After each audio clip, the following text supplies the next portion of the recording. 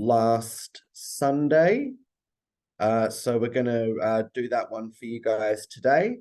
And then hopefully you can all join in tomorrow for session 2 and you'll be all up to date. So I'll share my screen and then we'll get the slideshow started.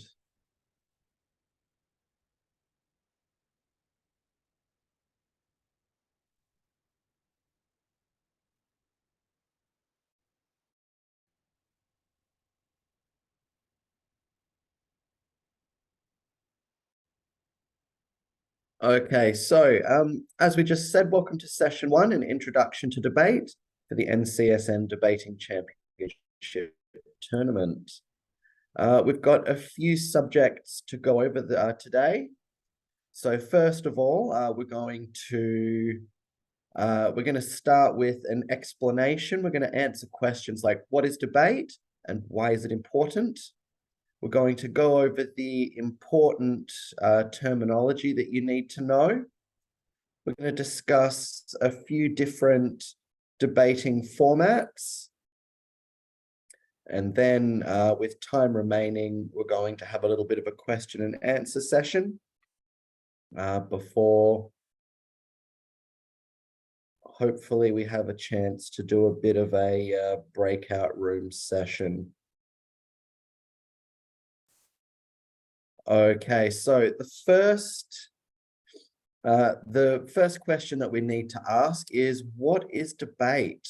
And then we'll give you a brief history on it as well. Now, I'm not so crash hot with all the finer details, but I understand the basic the basic history of debate. So debate is a formal, it's a form of formal discussion. So formal just means that we need to make sure that we're using our manners, we're polite, we're respectful, and to ensure that the conversation can happen and that all participants get some, that they get some benefit out of it. We need to make sure that there are rules, procedures, and formats that we follow. Now, a brief history about debate is that it was actually invented by the ancient Greeks. It was part of their parliamentary process. So the ancient Greek government, the rulers of the time, they would hold these discussions in, trying to think of the word for it. They would hold these conversations out in public, and so we would have two different sides arguing against each other, and they would be arguing about the pros and the cons of putting new laws into effect. And so citizens of the city would be able to go and attend these debates so they could hear their representatives talking about and arguing about these new laws they potentially wanted to put on the books. And because it was so important, as in which laws they'd be putting on the books, yeah, they would allow the public to come and watch and ask questions, and yeah, they would run their society that way. So yeah, it's it has a pretty important beginning, you might say. And the other question that we want to ask is, why is debate so important?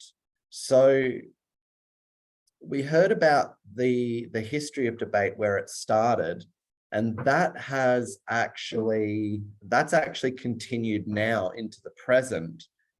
We have lots of different formats. So we have a format called AP, or Asian Parliamentary. So a lot of the countries in Asia would have their own format for debate, and the government uses that. Excuse me. And the debate format that we use in our tournament is actually quite similar to the Asian Parliamentary debate format. The The English have their own form of debate. It's called British parliamentary debate. We also have competitive styles of debate as well, specifically for competitions too. So there's lots of different uses for debate. And the reason that it's so important is, one, for the skills that it can teach us. And we'll go through that in a little bit, some of the skills you can get out of learning to debate. And as well, the other reason it's so important, because of its governmental applications, is that it helps us have even conversations, and it allows both sides to bring up their issues with any given debate topic or any law that's been proposed. So we can get a very full understanding about the positives and the negatives of any issue that we want to discuss by having a debate. So lots of important applications there. So yes, debate is it's a formal conversation, as we, excuse me, as we previously discussed. It's argumentative. So we've obviously got the two sides arguing against one another. One side saying this issue is a good idea, the other saying this issue is a bad idea, and then presenting their arguments as to why. It's a structured conversation, as we mentioned. Because sometimes arguments, I don't know if any of you have ever had an argument with a friend or a brother or a sister or anything like that, but you know that they can get pretty heated, and sometimes we lose sight of the issue that we're supposed to be arguing about, and it can just devolve into personal attacks and just saying mean things about the other person. So a debate is structured to avoid that. It keeps the debaters arguing about the topic and the issue and not just attacking one another. A debate has two opposing sides. As we discussed before, we've got an affirmative team and a negative team in regards to the issue. In a debate, we want to be presenting and defending our arguments. So it's not enough just to present an argument in a debate. You need to be able to defend that argument as well, to prove how good your idea is. So we give the other team opportunities to be able to, we'll talk about this later in more detail, but we give the other team a chance to kind of attack our arguments so that they can, and then that gives us a chance to defend them, really see how strong our arguments are. And we also get the chance to convince other people. Now, in a debate, and we'll talk about this later as well, we want to use our skills of persuasion to get, in this case, the judges to agree with our team's point of view. And we'll discuss persuasion a little bit later too. Debates consist of alternating speeches. So it's not just like one team presents their entire case and then the other team has to kind of sift through that and work out their comebacks from that position. We'll have one speaker from one team, and then the other team gets their speaker, and then it comes back to the first team and then back to the second team. And that way it allows for a lot more of an interactive kind of conversation rather than just two teams speaking at each other. We get the chance for the two teams to really speak to each other and again argue about the arguments they've offered, and really it makes debate exciting to watch when you get some skilled debaters and they're raising points of interest, they're using their rebuttal skills. It really makes a debate quite exciting to watch. And as well, mentioning rebuttals, yeah, a debate, we have the chance for rebuttals, which are counter arguments. So if I was to say, for example, if there was a debate going on and the topic was, for example, is it better to be is it better to be an only child or have brothers and sisters? If the affirmative team raised the argument and said, I think it's better to be a part of I think it's better to be to be an only child.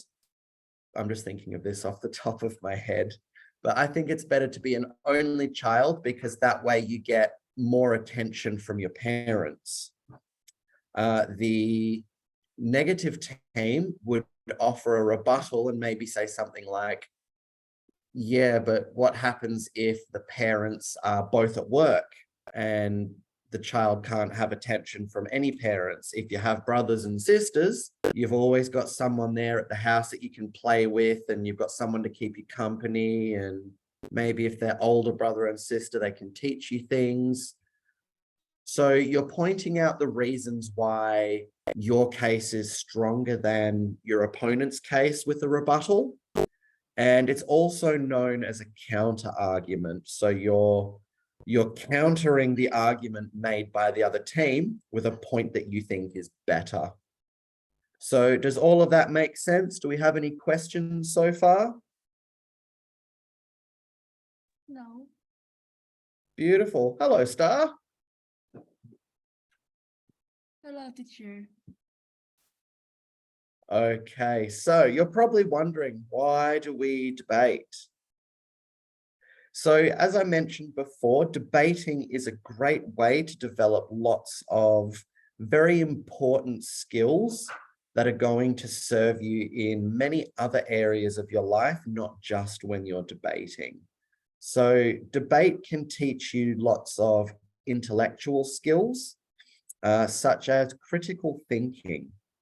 Now, critical thinking is a very good skill to have, especially in today's world where just everywhere we look, we're just inundated with different stories and different points of view, lots of advertising, just people constantly trying to tell you to think like this or do that or buy this product or believe in this belief system. So critical thinking is the ability to listen to what somebody says and then ask yourself certain questions to make sure that you really do believe what they're saying, because sometimes people can be very persuasive and they, without critical thinking, they could just get you to believe whatever they want you to, regardless of whether it's in your best interest or not. So having the ability to use critical thinking, you'll ask yourself questions to just make sure that, one, you believe it, two, that it's true. And yeah, so very important skill to be able to use. Number two, or letter B, is analysis. So analysis, quite similar to critical thinking, is the ability to look at an overall issue or an overall problem and look at it and find all the smaller parts that build up this bigger issue. And so you might be able to look at a problem, analyze it, break down all the little parts and find maybe that one small thing that isn't quite right with it, and then be able to fix that and then fix the whole issue. So analysis is, again, quite important because it gives you the ability to solve problems. I won't say with ease, but it certainly makes the process easier. And finally, is perspective taking. So one of the benefits of debate is, is it teaches you the ability to be able to think about an issue from the other side's point of view. Because if you don't see how they see the problem, how can you offer them counter arguments and how can you offer rebuttals to be able to try and sway their opinion to maybe agree with you? Because how many times have you had an argument with somebody and instead of addressing it from their side of it, how they see it, you're just kind of telling them, no, like, this is how it is. Like, this is how I see the problem. This is how it is. This is what it is. Why can't you see it like this? And all you get from that other person is just frustration. And they're going, no, like, it's this way. Like, it's not this way. It's the way I see it. And you don't end up coming to a solution with them. You just kind of end up yelling past each other and not coming to a solution.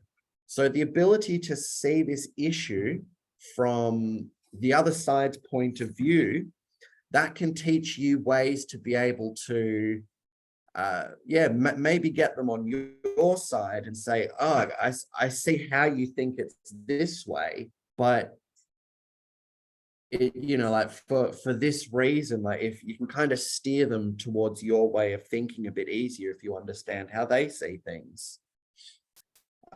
It teaches you rhetorical skills or speech skills.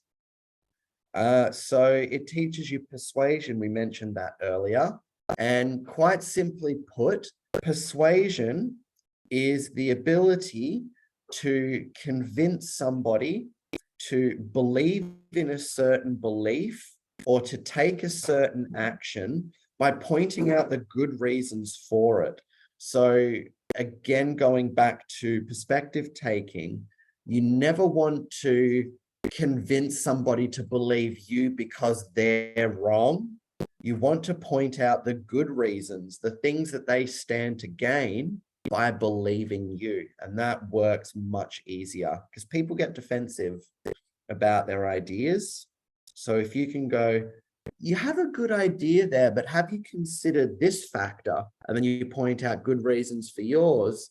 They're not going to have that defense up. They're going to go, oh yeah, I kind of understand that. Yeah, tell me more. And you open that dialogue more and you can get them to believe you. And as well, a very important one is confidence. So with practice and with repetition, competing and practicing debate, you get confident. And that shows in things like your body language. It shows in how you speak. And yeah, it even shows in things like the quality of your arguments. So if I am very confident with something, I'm going to sit up tall or I'm going to stand up nice and tall. I'm going to look my audience in the eye. I'm going to sound confident when I speak. So when people hear me, they're going to go, yep, he believes in what he's saying. But if I'm not confident, I might be slumped over a little bit. I'm just going to I might keep my eyes down on my notes because I'm too scared to look up to people, and my voice isn't going to sound as confident. I'm going to be here. And anybody watching somebody talk like that, they're going to look at them and the first thing they're going to think is, he doesn't believe what he's saying, so why should I believe what he's saying? So the ability to look and appear confident is an important skill for debate.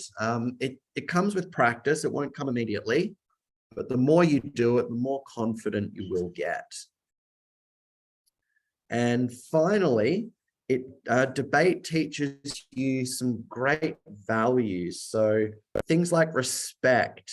So respect is things like using good manners. So you don't yell and scream and shout at somebody in a debate if just because you don't believe what they're saying. Respect, is to be polite, wait until it's your turn to speak, or if you raise a point of information, which again we'll go over later, you do it respectfully. So you'll raise your hand, declare point of interest, a point of information, sorry, and then you'll state your case politely and quickly, and then allow them to reply and then get back on with the debate. So respect is really just make sure you follow the rules, use your good manners, and show respect to the debate format and your opposing team. It teaches you great teamwork skills because part of a debate is being able to argue as part of a team. So, for example, your first speaker might set your team's argument. Your second speaker then wants to add arguments to it to make the case stronger. So more arguments, more evidence, more examples. And so working together, you build this case that the other team just can't overcome. Because there's nothing worse than seeing three debaters on the same team just completely ignore the arguments that the last speaker made. It really just doesn't make the team look very good. And you'll learn about these teamwork skills the more you practice debate. And finally is empathy. And empathy is the skill that you need to be able to take perspective. So going back to intellectual skills C. So empathy is the ability to look at the issue or the problem from your opponent's point of view. So if you have empathy, you can perspective take. So that's the way that works. And finally, as well, you learn to understand different perspectives and this one took me a long time to learn properly. But I was always very set in my beliefs, like, no, this is the way it is. No other way is right. And eventually I learned to understand issues from the other person's perspective. And it can be very important, again, because it teaches you how to offer your arguments. It's not about like understanding and then believing and then siding with them. A big part of it is understanding their point of view or their perspective so that you know how to talk to them, to try and get them on your side. And that can be a very valuable skill to have. And as you see, all of these skills that we've discussed, they're all very necessary and good for debate, but you can use them outside of debate. And yeah, you can use them in just about any other area of your life. So debate can teach us a lot of important things that can make our lives better. Okay, before we move into the important terminology or the big words you need to know, do we have any questions about anything that we've just covered? No. Excellent.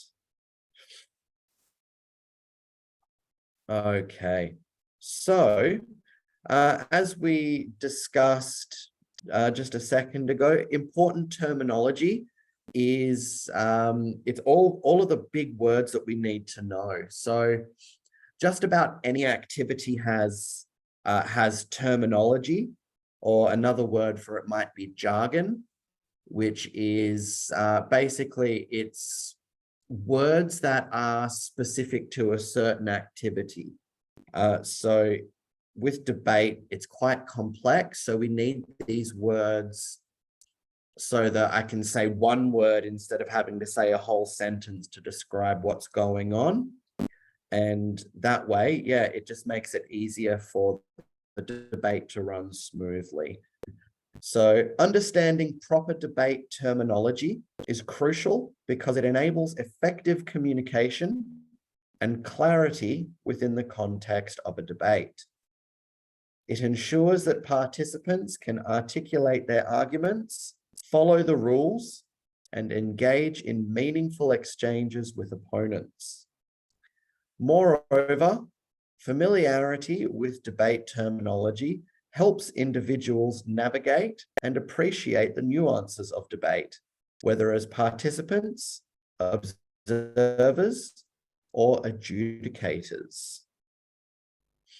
So the first word that we need to learn is topic, and that is the general subject of the discussion. So the topic might be something like, for example, is it better to be, as it's going back to the one we used before, is it better to be an only child, or is it better to have brothers and sisters? So that could be a topic of debate. Or we could ask something like, do animals in zoos have a better quality of life than animals that live in the wild? So that is the topic of a debate. The next word is motion. And the motion, it says there the topic for debate, but the motion is a statement made by the proposition. And that lets you know what their stance on the argument is. So going back to the animals in the zoo or in the wild topic, the motion would be something like, this house believes that animals that are kept in zoos have a better quality of life than animals that live in the wild. So the motion is a statement made by the proposition, and that lets everybody know what side what side of the argument the proposition believe in. Definition number 3, proposition. The team that agrees with and argues in favor of the topic. And so that is what we've been calling up to now the affirmative team. So their formal title is the proposition. And the other team is called the opposition. And that is the team that disagrees with and argues against the topic. So if the proposition make the motion, this house believes that animals that live in a zoo have a better life than animals that live in the wild, the opposition would be arguing, no, animals that live in the wild have a better quality of life that live in than animals that live in the zoo.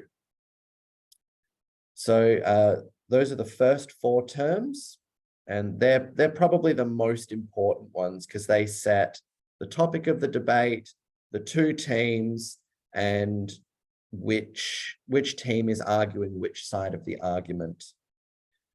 We move on to number 5, the moderator, and that is the person that enforces the rules, the time limits, and ensures the smooth running of the debate. So they're basically the overseer. So they will make sure that, so they'll invite the speakers to give their arguments. They will allow or deny any points of information. They'll make sure that, they'll make sure that everybody sticks to their allowed time limits, just genuinely make sure that the debate runs smoothly. They don't allow any serious interruptions or hiccups. Next, we have the adjudicators and the judges, and they are, or a judge is a member of a panel that evaluates the debate and decides the winner. So usually there's a panel of about 3 judges that will judge a debate. And the way they judge the debate is they will score debaters based on their performance, the quality of their arguments, their overall body language, and their strategy. And that's the topic we're going to be covering tomorrow, so we won't go into that too much now. Next, we have our opening statement, and that is the initial presentation of each side's argument. So each team's first speaker will present the opening statement, and generally the point of that is just to let everybody know what the team's main argument is and the subsequent arguments and evidence they intend to present to make their case as strong as possible. Next, we have the substantive speech, and that is a formal speech in which participants present their main arguments. So each speaker in the debate will present arguments and evidence to make their case stronger. And the point of that is obviously to make the judges and the audience believe that their team's case is the strongest and it makes the most sense and it is the most correct. Next, we have rebuttals. We discussed that earlier. And rebuttals are counter arguments made in response to the opposing side's points. Some debate formats have cross-examination, and that is a phase where one side gets to question the other side's arguments.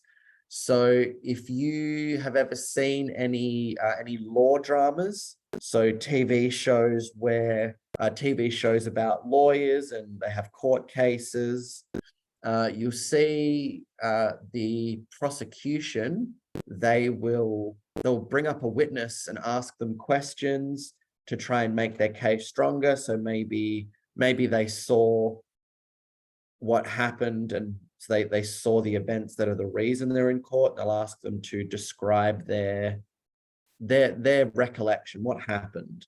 And then the defense lawyer will come up and he'll ask that witness questions to try and discredit that witness. So they'll try and get them to stumble over their words or maybe make it seem like they've forgotten important detail and just try and weaken that witness's testimony as much as possible.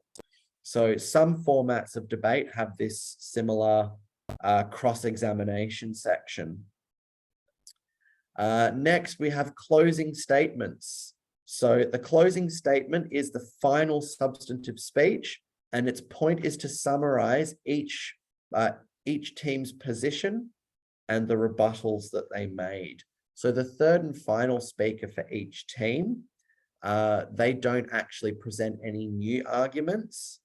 They make some rebuttals and they summarize their team's case just to remind the judges about the best and strongest parts of their case, because there is a lot of information that gets given out in a debate. And sometimes for the judges, it's nearly impossible to remember everything. So this is just a chance to remind them, hey, remember we said this, this, this, and this, and that's why you should believe us. After the closing statements come the reply speeches. Now, the reply speech is the final speech given in the debate, and it gives each team one last chance to leave a strong impression on the judges. So basically, you're going to re-summarize or you're going to summarize the entire debate from your team's point of view. So how do you think your team performed? What were the best parts the best arguments you made? What were the best rebuttals you made? And yeah, you're just going to try and make your team's case as strong as possible here. Next, we have evidence. And evidence is supporting information, statistics, or examples that are used to strengthen your arguments. So for example, going back to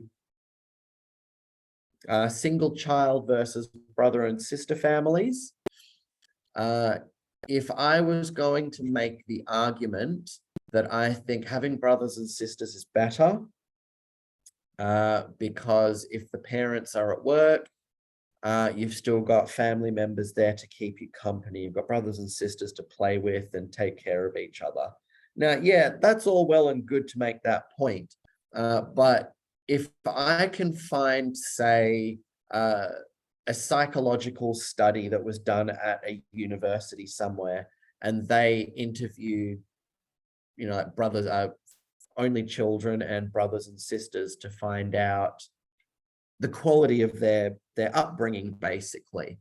And if that study, for example, showed that by a vast majority, children with brothers and sisters grew up happier, or they grew up more stable, or there were just more benefits to having brothers and sisters in the family, then I could use that study in my arguments during a debate, because now it's not just me saying having brothers and sisters is better.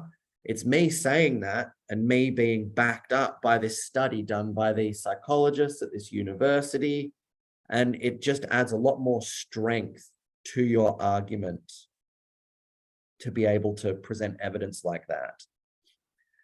Next, we have a point of information. And we were talking about this earlier. Now, a point of information is a quick interjection, is a quick interjection that can be made if you want to ask a question or you have a problem with something the other team said. You can call point of information. The moderator can accept or deny it. And if it's accepted, you get 15 seconds just to ask a question or to raise a counterpoint to something that your opponents have said. Once that 15 seconds expires, the original speaker gets a 15-second period to try and reply to your point of information. And then once that happens, you go straight back into the speech and they continue delivering their arguments. The next one is point of order. It's very similar to a point of information, except instead of having a problem with an argument that your opponents have raised, a point of order is brought up to address a violation of rules. So if you see that a rule of the debate has been broken, then you raise a point of order, you bring it to the moderator's attention, and then they can rectify that rule breaking. Now, in the NCSN tournament, there's no punishment for breaking a rule. It's just corrected and then the debate's put back on track. But there is only one rule in the NCSN tournament that has a punishment, and that is plagiarism. But we'll talk about that in a later seminar. Next, we have a clash. And a clash is a direct confrontation and a comparison of arguments between both teams. So a clash is basically what we call the point of information. So that's where you have an immediate thing where it's someone's made a point, then the other team raises a point of information. They go, no, this is how it is. And you get confronting ideas. And again, it makes the debate quite exciting. And finally, we have the moderator's ruling, which is the decision made by the moderator regarding rules or disputes. So we mentioned before during the point of information or the point of order that anyone in the debate can raise one of those, but the moderator has the choice to either accept or to deny those points of order and points of information that are raised. Okay, next. Oh, thunderstorm outside. Yes, Wait, Ken. teacher, I have a question. Yes, Ken. So firstly, when do we do if we can't answer the opposing team's question during the cross-examination? So you're lucky in the sense that NCSN debates won't be having cross-examination, but in the instance that, but if you're ever in a debate where there are cross-examinations and you can't answer the question, then the most important thing is do not make up an answer. Do not try and look like you know. Just admit, at this time, I don't know the answer to that question. However, I will research it later and I will learn the answer. Teacher, so does that weaken our point? No. So in these debates, generally speaking, you're not punished for what you don't know and what you don't present, but you are only rewarded for how well your argument goes. So yeah, so if you present good arguments, so if you present good arguments with good solid evidence, but your presentation, maybe you don't seem so confident, your score will reflect that, but it's not like you're going to lose points because you because you don't look confident. You will be given the good points for the good arguments and the good evidence. Does that make sense? Yes. Yes. Thank you, teacher. You're very welcome. And very good, Ken. Thank you for asking that question. Guys, if you do have any questions, please don't be afraid to put your hand up and ask them. Okay, so as mentioned before, we're going to discuss a few important debating formats, and the formats we've decided to teach you about today are the formats you're most likely to encounter in your competitive debating careers. So the three that we have got for you today are the British parliamentary format, or the BP debate format. We've got the Asian parliamentary format, or the AP debate format, and the World Schools debate format, or the WSDC format to learn about. So first off, we have the British parliamentary, or the BP. Now this one's a bit funny. It's a bit of a different format because we have 4 teams of 2 speakers.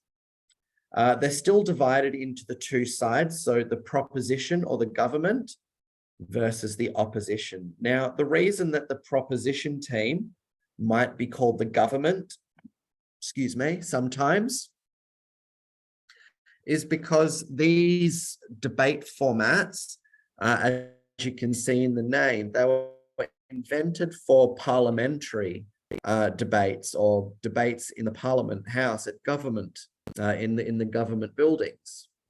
So the 4 teams we have are opening government versus the opening opposition versus the closing government versus the closing opposition.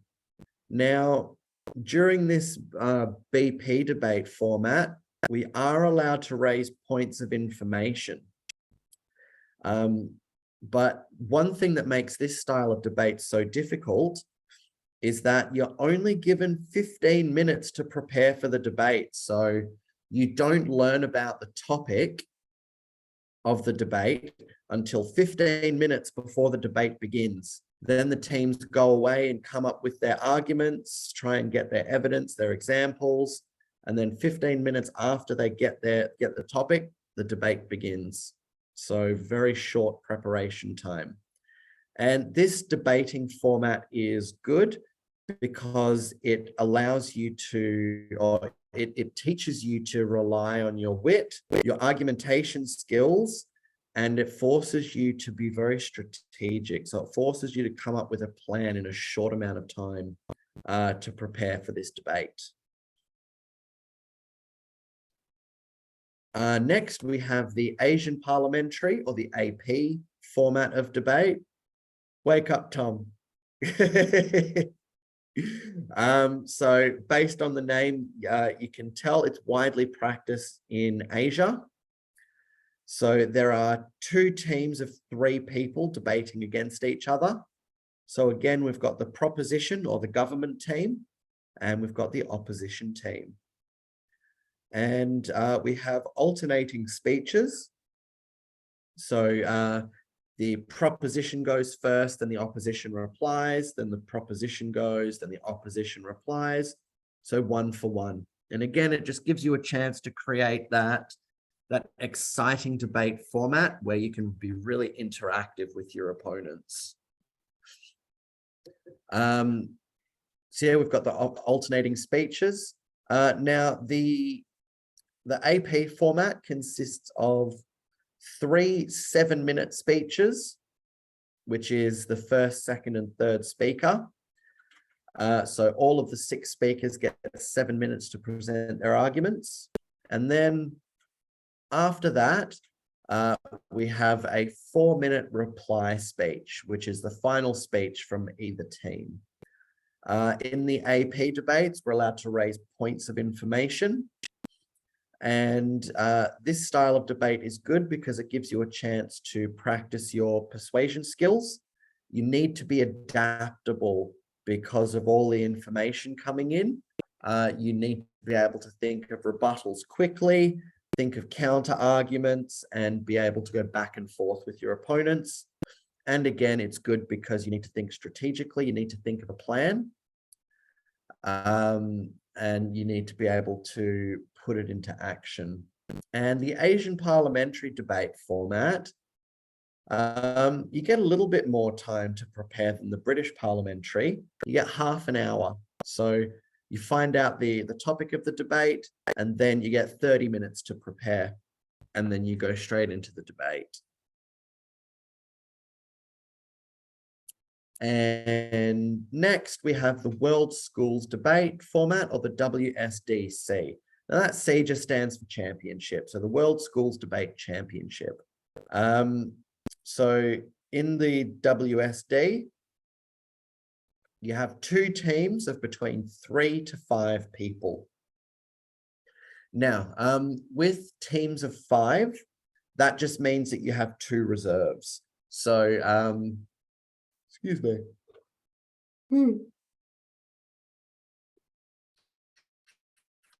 No, I'm yawning.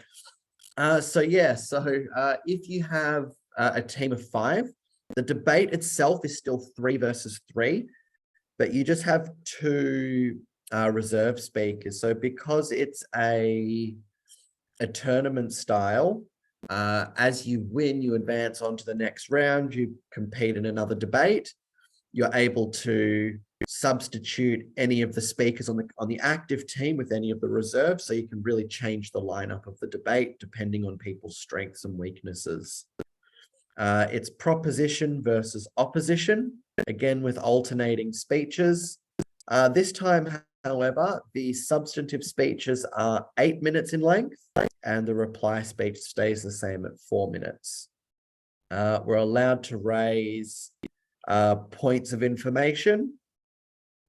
And this style of debate teaches you, or allows you to use teamwork. It encourages critical thinking and persuasion skills.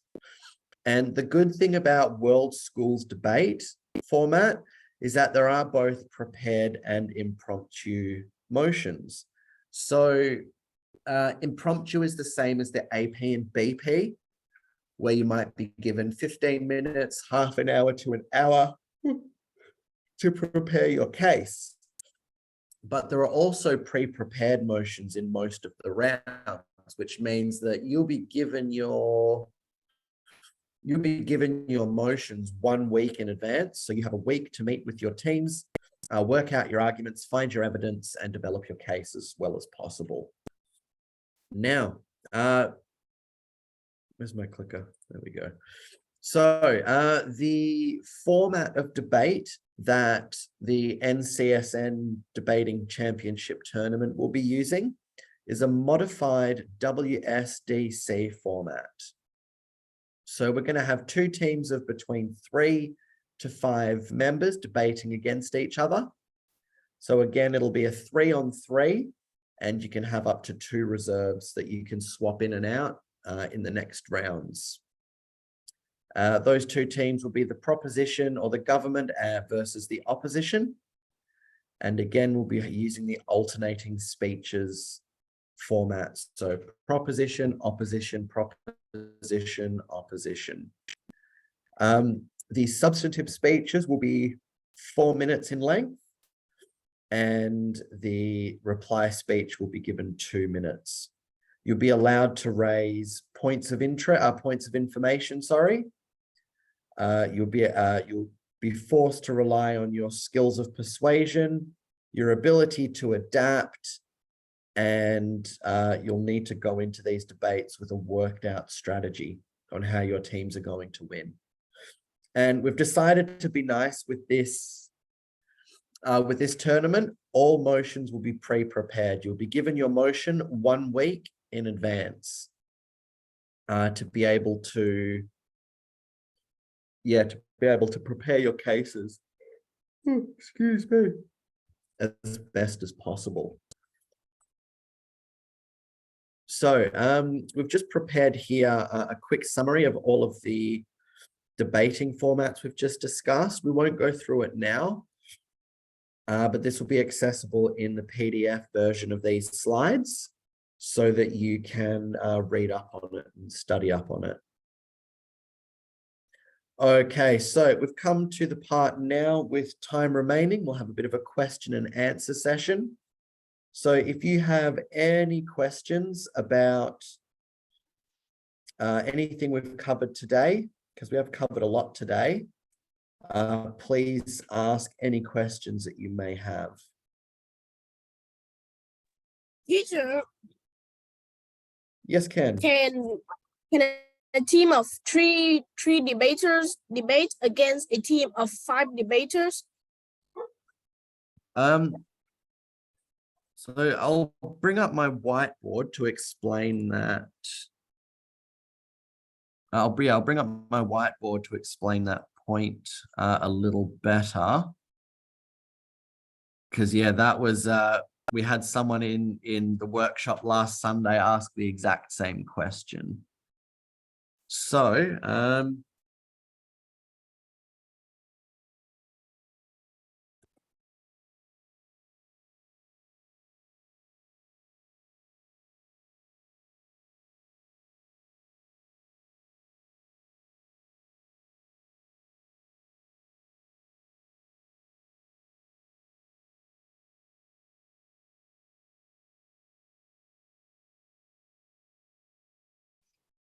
okay, so using Ken's example there, a team of 3, the opposition, versus a team of 5 in the proposition.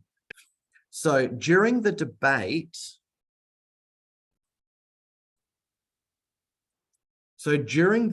itself, there are only 2 teams of 3 allowed to compete in the debate. Members 4 and 5 of the proposition are what we call reserves. So they are not allowed to compete in that current debate if they're not active members of the team.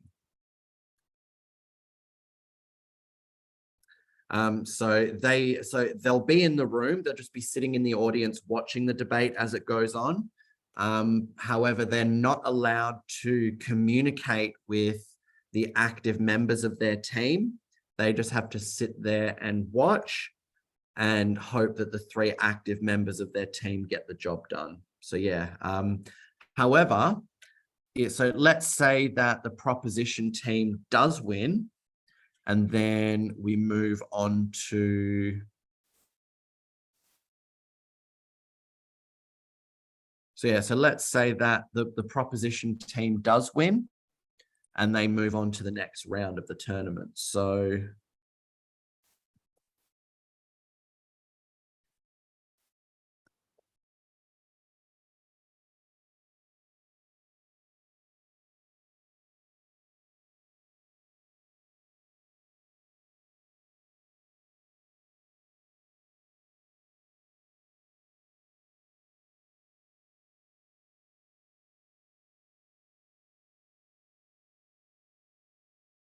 okay, so we see there that in round 2, the proposition team have taken out speakers 2 and 3, and they've replaced them with speakers 4 and 5.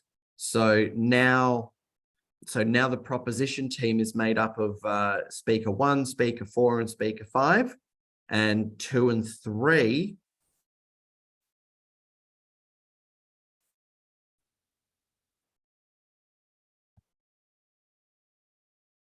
are now the reserves.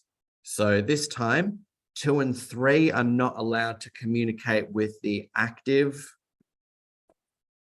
team members during the debate. They're not allowed to like feed them ideas or feed them answers or anything like that. They just have to sit there and watch. So that's how a team of 5 would compete with a team of 3.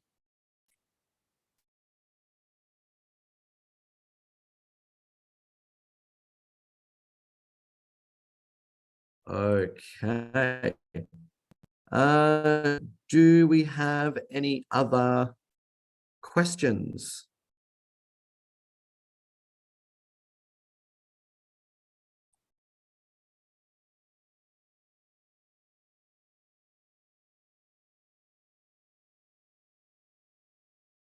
Teacher, can I ask another question?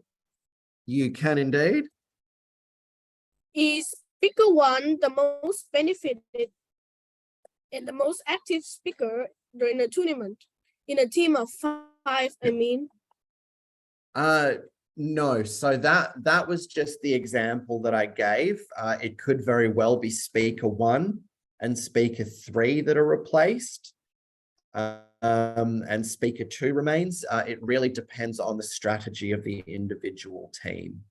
So the aim is to balance out keeping in the most experienced and best speakers on the team, but also balancing out a chance to give everybody a go, to give everybody a chance to compete. So yeah, we want to give everybody a go, but yeah, we also want to keep the best speakers on.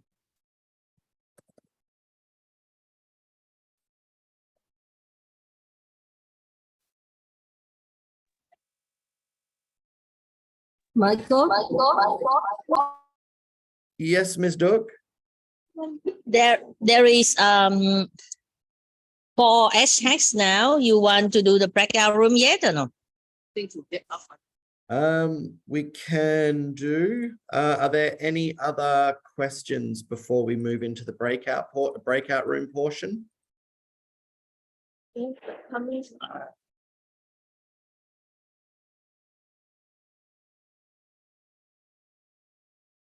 No, fantastic. Okay, so thank you very much for your attention today, guys. We're going to assign you to some breakout rooms now to give you a chance to meet and talk to some more experienced debaters. So use this opportunity to ask them about their experience as competitive debaters and to prepare yourself for the tournament. So basically, while we can lay out the general structure of the tournament and how a debate should work, one of my favorite sayings came, I think it was Mike Tyson. Yes, Star, if you need to go, you can. But yeah, so Mike Tyson, one of my favorite sayings is that everybody's got a plan until I get punched in the face. Now that is in the context of a boxing match, but basically what it means is everybody's got a plan about how they imagine something's going to go, right up until something happens that they don't expect, and that plan just goes straight out of their heads. So use this chance to talk to these debaters about their experiences, find out how these tournaments tend to run. Yeah, and just ask them as many questions as you can think of, and just, yeah, really learn as much as you can about debate and about these tournaments. So thank you very much for your attention, guys. I believe Ms. Duck will get the breakout room set up, where you'll get a chance to meet with our student helpers. Okay. Hi everyone. So I have opened the room. Right. So please join. You feel free to move around, but for all the hashtag student helper, can you move to your own room with your name? If you don't have, let me know, and then I think maybe just join one other room. Yeah. Okay. I have one is room 3 is no name at the moment, so I can get one more. Yeah. All right. Yeah. So feel free to join around, everyone. All right. And student helper, you know what to do. Share your what we call passion about debate, right? On your experience, how to get a good result. Right. Yeah. Okay. All right. If any student helper doesn't have the name, you're welcome to stay out in the main room and talk to the participant. If you have a room name, then please show the room. Yes. Quỳnh Giang and Nguyễn Đình Lộc. Okay. Yeah.